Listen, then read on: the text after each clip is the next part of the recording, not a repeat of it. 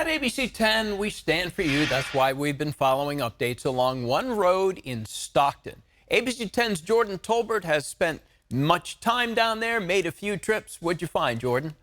Well, Walt, I've been talking with neighbors living near the Pershing Avenue off-ramp for nearly 2 years now about how it could be safer. So in the last couple of years, there have been improvements, but as neighbors tell me, there's still a lot more work to be done. I reached out to the city of Stockton to ask what improvements have been made along North Pershing Avenue near Victory Park in the past couple of years.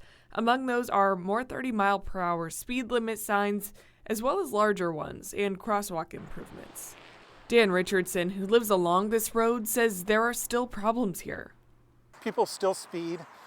Speed leads to accidents. We've had some really bad accidents. One of the problems we have, of course, is we don't have enough crosswalks.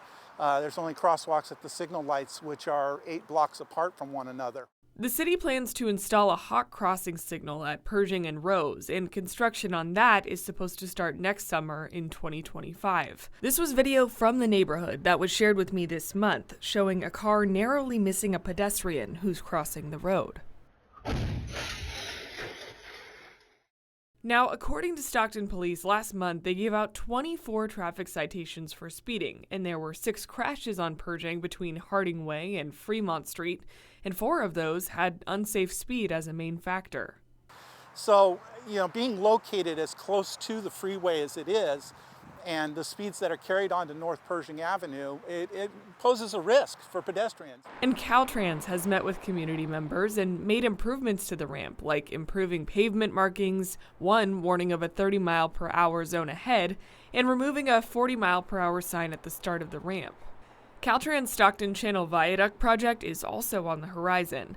It will replace north and southbound bridges on I-5, which is set to include a redesign of the Pershing Avenue off-ramp to slow traffic.